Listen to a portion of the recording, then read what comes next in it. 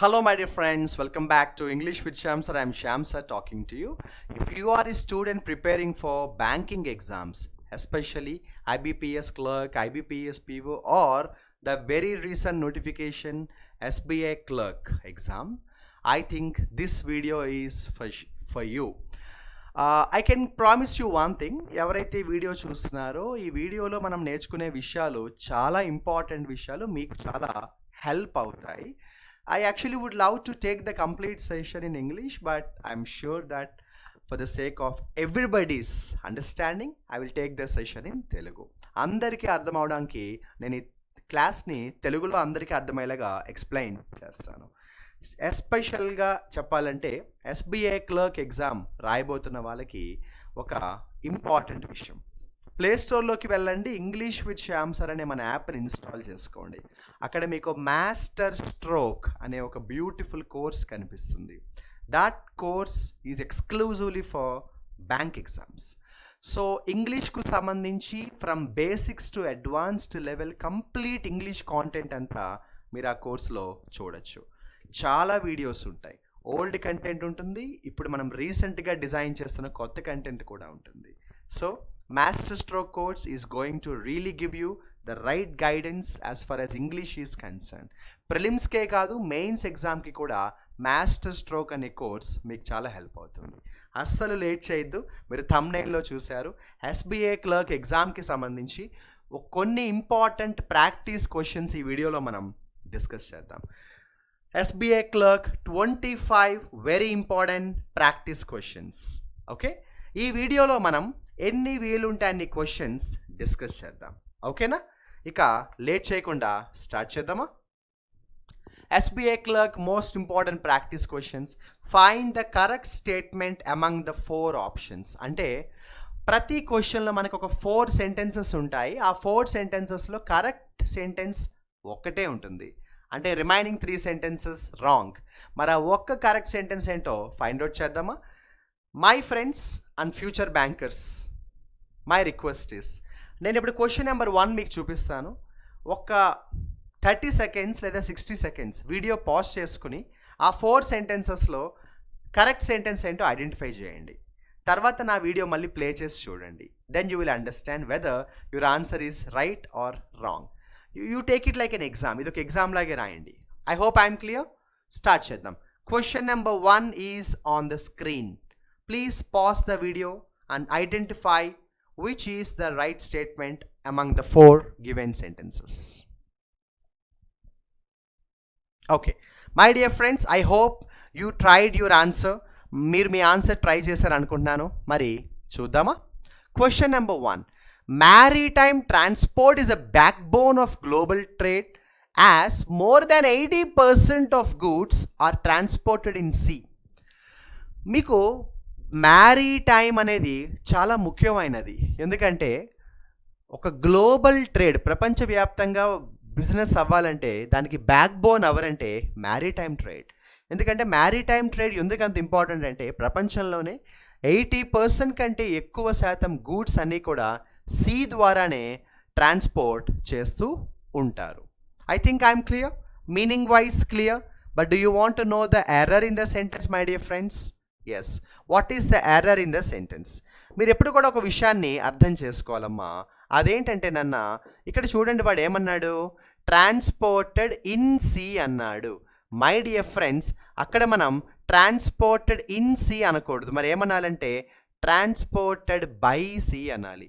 You cannot use the word in sea, you better use the word by see.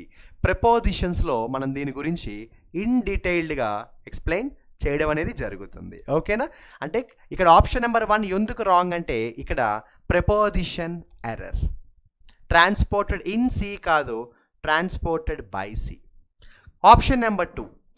Developing countries depend on shipping accounting to around 55% of seaborne exports and 61% of imports. మన ప్రపంచంలో developing countries ఏవైతే ఉన్నాయో ఆ developing countries దేని మీద depend అయ్యాయంటే shipping మీదే depend అయిపోయాయి. India లాంటి డెవలపింగ్ కంట్రీస్ షిప్పింగ్ మీద ఎక్కువ డిపెండ్ అవుతున్నాయి. అలా డిపెండ్ అవ్వడం వల్ల ఏమైందంటే accounting to 55% of seaborne exports and 61% of imports. మనం ఎప్పుడైతే షిప్పింగ్ మీద డిపెండ్ అయ్యామో ఖచ్చితంగా ఇంపోర్ట్స్ ఎక్స్పోర్ట్స్ అన్నీ దానికి సంబంధించిందే కదా. ఎర్రర్ ఏంటో చూస్తారా? అకౌంటింగ్ టు కాదు my dear friends, accounting for. అంటే ఆప్షన్ నెంబర్ 2 కూడా మనకి ప్రెపోజిషన్స్కు సంబంధించిన ఎర్రర్ వచ్చింది. అకౌంటింగ్ టు అనకూడదమ్మా. ఇది ఎంత ట్రిక్కీ అంటే మన ప్రెపోజిషన్స్ క్లాస్లో ఏం నేర్చుకుంటామంటే అకార్డింగ్ టు రావాలి అని నేర్చుకుంటాం కదా, according to. But accounting to కాదు, అకార్డింగ్కి టు రావాలి, అకౌంటింగ్ టు కాదు, అకౌంటింగ్ ఫర్ రావాలి. Remember, accounting for. I hope I'm clear. Option number c చూద్దామా? ఆప్షన్ నెంబర్ సి చూద్దాం. Ports are gateways for development, fostering economic growth and allowing countries to participate in trade. మనకి అభివృద్ధి జరగాలంటే ports చాలా అవసరం. ఎందుకంటే దానివల్ల ఎకనామిక్ గ్రోత్ అనేది బాగా డెవలప్ అవుతుంది అండ్ వేరే వేరే కంట్రీస్ కూడా ప్రపంచవ్యాప్తంగా బిజినెస్లో పార్టిసిపేట్ చేయొచ్చు. I come to the point. Third స్టేట్మెంట్లో ఎటువంటి ఎర్రర్ లేదు. There is no error in the third statement. మరి ఫోర్త్ స్టేట్మెంట్లో ఎర్రర్ ఉండాలి కదా, అదేంటో చూద్దాం. To build resilience in supply chains and fights climate change, maritime transport is crucial. మనం సప్లై చైన్స్లో బలాన్ని తీసుకురావాలన్నా, క్లైమేట్ చేంజ్ని ఫైట్ చేయాలన్నా మ్యారిటైమ్ ట్రాన్స్పోర్ట్ అనేది చాలా కీలకం అన్నాడు. ఇక్కడ చూడండి, ప్రిపోజిషన్ టు ఇచ్చాడు. టు తర్వాత వెర్బ్ అనేది V1 వచ్చింది కదా. మరి ఇక్కడ బిల్డ్ V1 వచ్చినప్పుడు ఇక్కడ ఫైట్స్ ఎందుకు వచ్చింది? ఇక్కడ కూడా V1 ఉండాలి కదా, ప్లూరల్ ఫామే ఉండాలి కదా, సింగులర్ ఫామ్ అవసరం లేదు కదా my dear friends. I hope now everybody understood why third sentence is correct. మరి మీ ఆన్సర్ రైట్ అయిందా రాంగ్ అయిందా మరొకసారి మీ ఆన్సర్ మీరు చెక్ చేసుకోండి. Option c is 100% the right statement. I hope I'm clear my dear friends. ఒక పని చేద్దాం, ఈ వీడియోలో ఎన్ని వీలుంటే అన్ని క్వశ్చన్స్ని ఎక్స్ప్లెయిన్ చేస్తాను. వీడియో అయిపోయిన తర్వాత మీ స్కోర్ ఎంత వచ్చిందో కమెంట్ సెక్షన్లో కూడా మెసేజ్ చేయండి. ఫర్ ఎగ్జాంపుల్ మనం ఈ వీడియోలో 3 క్వశ్చన్స్ చేస్తాం. అవుట్ ఆఫ్ 3 మీ స్కోర్ ఎంతో మెసేజ్ చేయండి. 0 వచ్చినా ప్రాబ్లం లేదు, but try to message your score in the comment section. I hope first question is over. Second question నేను మీకు వీడియో పాజ్ చేస్తున్నాను, అందరూ ఒకసారి ట్రై చేయండి. You time starts now. I'm giving you 20 seconds.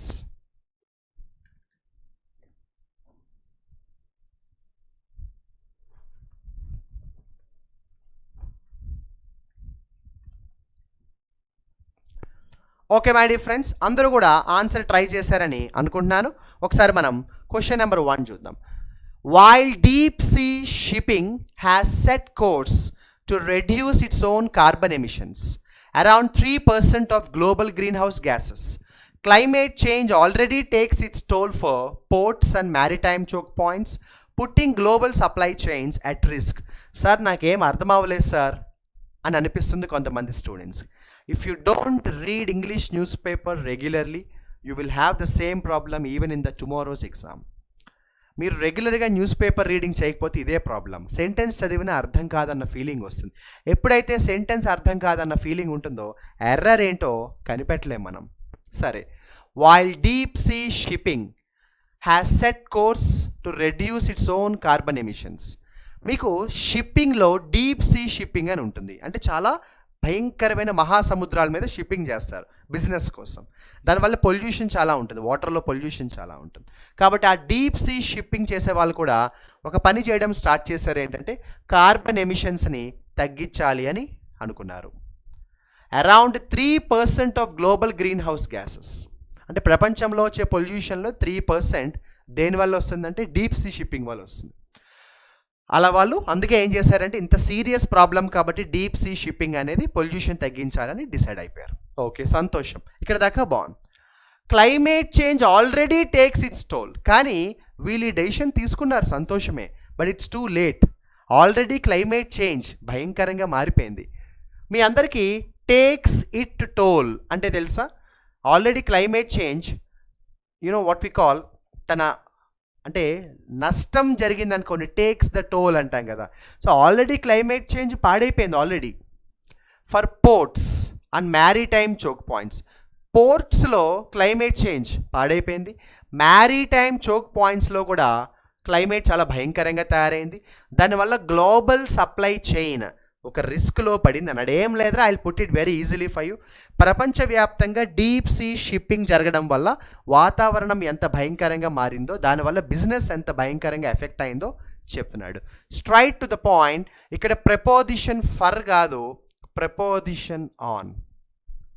అర్థమయ్యేలా ఎక్స్ప్లెయిన్ చేయండి sir అంటే, సరే, టేక్ టోల్ ఆన్. మనం వాతావరణాన్ని, ఎన్వైర్మెంట్ని పాడు చేస్తే ఎన్వైర్మెంట్ మనని పాడు చేస్తుంది. If you neglect the environment will take its toll on our lifes. మనం ప్రకృతిని పాడు చేస్తే ప్రకృతి మన మీద పగ తీర్చుకుంటుంది అంటారు కదా, అలా. సో టేక్ టోల్ ఆన్ అనే ఒక ఇంపార్టెంట్ ఎక్స్ప్రెషన్ అయితే ఉంటుంది. ఏమో టేక్ టోల్ ఆన్ అంటాం, ఏమంటాం? టేక్ టోల్ ఆన్ అంటాం. Okay, I hope I'm clear. Question number 2లోకి వెళ్దాం. Resilient port infrastructure and enhanced digital solutions will protect ports against shocks and increased operational efficiency. ఇలాంటి సెంటెన్సెస్లో ఎర్రర్ని కనిపెట్టాలంటే మీకు సెంటెన్స్ అయితే అర్థం అవ్వాలి. చూద్దామా? రెసిలియంట్ పోర్ట్ ఇన్ఫ్రాస్ట్రక్చర్ అంటే చాలా బలంగా ఉన్న పోర్ట్ ఇన్ఫ్రాస్ట్రక్చర్, అలాగే ఎన్హాన్స్డ్ డిజిటల్ సొల్యూషన్స్, టెక్నాలజీ బాగా డెవలప్ అయితే, అంటే పోర్ట్ ఇన్ఫ్రాస్ట్రక్చర్ బలంగా ఉండి టెక్నాలజీ బాగా డెవలప్ అవ్వడం వల్ల ఉపయోగం ఏంటి? Will protect ports against shocks. అంతే కదా, ఇన్ఫ్రాస్ట్రక్చర్ బలంగా ఉంటే ఏదైనా ఎన్వైర్మెంటల్ షాక్స్ లాంటివి తగిలినప్పుడు పోర్ట్స్ తట్టుకుని నిలబడతాయి. ఇంకొక అడ్వాంటేజ్ ఉంది. ఏంటి ఇంకొక అడ్వాంటేజ్? అండ్ ఇంక్రీజ్డ్ అన్నాడు, ఇంక్రీజ్డ్ కాదు, increase. And increase operational efficiency. అక్కడ ఇంక్రీజ్డ్ అని యాడ్జెక్టివ్ ఫామ్ వాడేశాడు, వాడకూడదు. పోర్ట్స్ బలంగా ఉండి టెక్నాలజీ బాగా యూజ్ చేసుకోగలిగితే 2 అడ్వాంటేజెస్ ఉన్నాయి. ఒక అడ్వాంటేజ్ ఏంటంటే షాక్స్ తట్టుకోవచ్చు, ఇంకో అడ్వాంటేజ్ ఏంటంటే ఆపరేషనల్ ఎఫిషియన్సీ కూడా ఇంప్రూవ్ చేసుకోవచ్చు అంటున్నాడు. ఐ హోప్ ఐఎమ్ క్లియర్, అందరికీ అర్థమైందని అనుకుంటున్నాను. ఆప్షన్ నెంబర్ 3లోకి వెళ్దాం. Ships will not only run on zero carbon fuels but also will move fossil-free energy like green hydrogen across the globe. What is the meaning of the sentence? Ships అనేవి ఏంటంటే will not only run on zero carbon fuels మీద ships వెళ్తాయి, అంతేకాదు, and also move fossil-free energy, fossils లేని ఎనర్జీని కూడా అవి use చేస్తాయి. లైక్ గ్రీన్ హైడ్రోజన్ లాంటి ఫాజిల్ ఫ్రీ ఎనర్జీని కూడా అవి యూజ్ చేసుకుంటాయి అక్రాస్ ద గ్లోబ్. ప్రపంచవ్యాప్తంగా అన్నప్పుడు అక్రాస్ ద గ్లోబ్ ఏంటి? అరౌండ్ ద గ్లోబ్ అని ఉండాలి. You can't use the preposition there across the globe, you must use the preposition around the globe. ఆటోమేటిక్గా మనకి అర్థమైపోయింది. Option 4 must be the correct statement. మరి దాన్ని ఒకసారి చదివేద్దాము. ఆప్షన్ 4 కూడా. The production of emerging ship fuels will stimulate development opportunities across sectors such as renewable energy and heavy industry. అంటే meaning ఏం చెప్తున్నాడు అంటే వాడు, ప్రపంచవ్యాప్తంగా చాలా డిఫరెంట్ సెక్టార్స్లో production of emerging ship fuels, కొత్త రకాలైన షిప్ ఫ్యూయల్స్ పుట్టుకొస్తున్నాయి. దానివల్ల మనకి డెవలప్మెంట్ ఆపర్చునిటీస్ చాలా డెవలప్ అవుతాయి. అంతేకాకుండా రెన్యూబుల్ ఎనర్జీ, హెవీ ఇండస్ట్రీ లాంటి వాటికి కూడా చాలా ఉపయోగపడతాయి. ఏంటి? కొత్తగా తయారు చేయబడుతున్న షిప్ ఫ్యూయల్స్ అనమాట. ఇందులో ఎర్రర్ అయితే ఏమీ లేదు my dear friends. Second question అయిపోయింది. Third question. ఎందుకు ఒక్కొక్క క్వశ్చన్ ఎంత టైం పడుతుందంటే, క్వశ్చన్ ఒకటే కానీ సెంటెన్సెస్ 4 ఉన్నాయి కదా, and I'm explaining each sentence కదా. నార్మల్గా ఏంటంటే ఎర్రర్ డిటెక్ట్ చేయాలంటే సెంటెన్స్ అర్థం అవ్వాలంటే ప్రతిసారి అవసరం లేదు, కొన్నిసార్లు ఇలా చూస్తే ఎర్రర్ తెలిసిపోతుంది. But for your sake I'm spending time to explain the sentences also. అందువల్ల ఎక్కువ టైం పడుతుంది. ఓ పని చేద్దాం, ఈ వీడియోలో ఈ క్వశ్చన్తో ఆపేద్దాం. This the third question. ఈ క్వశ్చన్ అయిన తర్వాత వీడియో ఎండ్ చేద్దాం. వీడియో పాజ్ చేసుకోండి. ఈ 4 సెంటెన్సెస్లో కరెక్ట్ సెంటెన్స్ ఏంటో కనిపెట్టండి fast.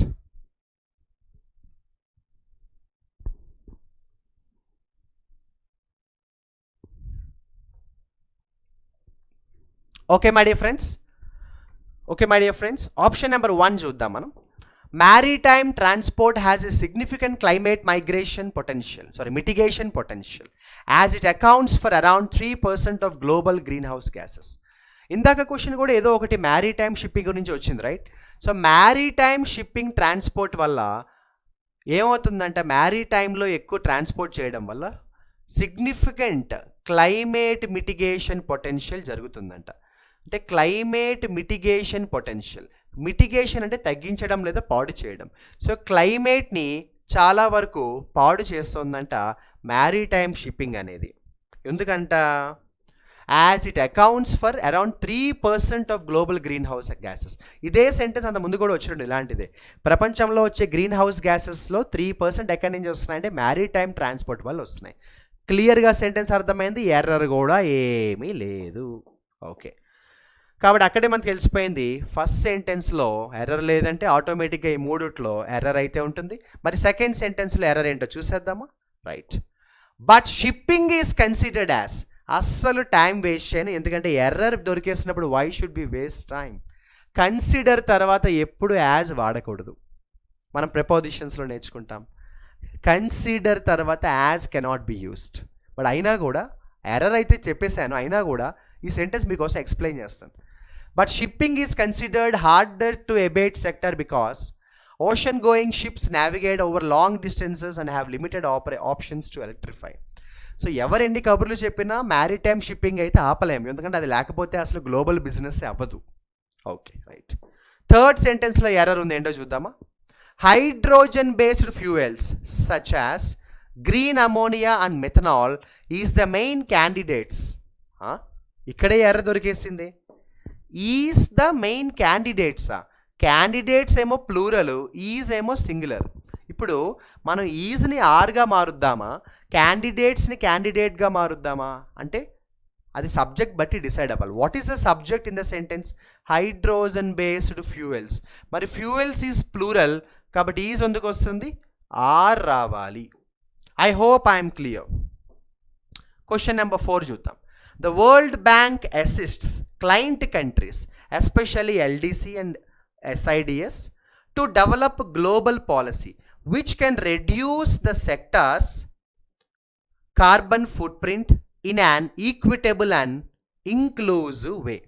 What is the meaning of the sentence? What is the meaning of the sentence? World bank support చేస్తోంది, హెల్ప్ చేస్తోంది. ఎవరికో తెలుసా? క్లయింట్ కంట్రీస్కి. ఎవరైతే వరల్డ్ బ్యాంక్తో క్లయింట్స్ ఉంటారో వాళ్ళకి సపోర్ట్ చేస్తోంది. ఎలాంటి కంట్రీస్కి హెల్ప్ చేస్తుంది అంటే ఎల్డీసీ అలాగే ఎస్ఐడిఎస్ లాంటి కంట్రీస్కి వరల్డ్ బ్యాంక్ అనేది హెల్ప్ చేస్తోంది. ఇందుకే దేనికోసం హెల్ప్ చేస్తుంది world bank? To develop global policy. ఒక మంచి పాలసీని తయారు చేయడానికి వరల్డ్ బ్యాంక్ వాళ్ళకి హెల్ప్ చేస్తుంది. సంతోషం. అలా హెల్ప్ చేయడం వల్ల ఏంటి ఉపయోగం? విచ్ కెన్ రెడ్యూస్ అంటే పాలసీ. ఎలాంటి పాలసీని డిజైన్ చేస్తోంది? ఎలాంటి పాలసీ డిజైన్ చేయడానికి ఈ వరల్డ్ బ్యాంక్ వాళ్ళకి హెల్ప్ చేస్తోంది? Which can reduce the sectors carbon foot print in an equitable and inclusive way. So మనకి ఏదైతే ఇప్పుడు సెక్టార్ గురించి మాట్లాడుతున్నామో ఆ సెక్టార్కు సంబంధించి కార్బన్ ఫుట్ ప్రింట్ని తగ్గించాలి ఈక్విటబుల్ ఇంక్లూజివ్ వేలో. అది కూడా ఏం లేదురా, పొల్యూషన్ని తగ్గించడానికి ఒక పాలసీ కావాలి. ఆ పాలసీ డిజైన్ చేయడానికి వరల్డ్ బ్యాంక్ కొన్ని దేశాలకి సపోర్ట్ చేస్తుంది. మరి ఎర్రర్ ఏంటో చూసేద్దామా? Which can reduce the sectors అన్నాడు కదా, అక్కడ ఏముండాలి తెలుసా? సెక్టార్ అపాస్ట్రఫీ ఎస్ ఉండాలి. ఎందుకంటే ఆ సెక్టార్ యొక్క ఇక్కడ అపాస్ట్రఫీ ఉండాలి. ఆ సెక్టార్ యొక్క carbon footprint. That is why this sentence is wrong my dear friends. My dear friends, ఈ వీడియోలో మనం 3 క్వశ్చన్స్ మాత్రమే డిస్కస్ చేసాం. బట్ ప్రతి క్వశ్చన్లో 4 ఆప్షన్స్ ఉన్నాయి కాబట్టి 12 సెంటెన్సెస్ మనం డిస్కస్ చేయడానికి అరౌండ్ 12-13 మినిట్స్ పట్టింది. అండ్ 3 క్వశ్చన్స్లో మరి మీరు జెన్యూన్గా ట్రై చేస్తే అవుట్ ఆఫ్ 3 మీ స్కోర్ ఎంత వచ్చిందో, 0 వచ్చినా పర్వాలేదు, 1 వచ్చినా, 2 వచ్చినా, 3 వచ్చినా పర్వాలేదు, కామెంట్ సెక్షన్లో మెసేజ్ చేయండి. అట్ ద సేమ్ టైం ఇలాంటి ప్రాక్టీస్ క్వశ్చన్స్ ఫర్దర్గా మనం ప్రతిరోజు చేయబోతున్నాము. చాలా జాగ్రత్తగా ఫాలో అవ్వండి. Okay my dear friends, master stroke అనే మన కోర్స్ ఉంది మన ఇంగ్లీష్ విత్ శ్యామ్ సార్ యాప్లో, ఎక్స్క్లూజివ్లీ బ్యాంకింగ్ ఆస్పిరెంట్స్ కోసం. ఇలాంటి వీడియోస్ మీరు ఆ మాస్టర్ స్ట్రోక్ కోర్సులో చాలా చూడొచ్చు. అట్ ద సేమ్ టైం ఈ వీడియో మీరు వాచ్ చేస్తుంటే మీ ఫీడ్బ్యాక్ని కూడా కమెంట్ సెక్షన్లో నాతో షేర్ చేసుకోండి. Wish you all the best. Signing off me Shyam sir.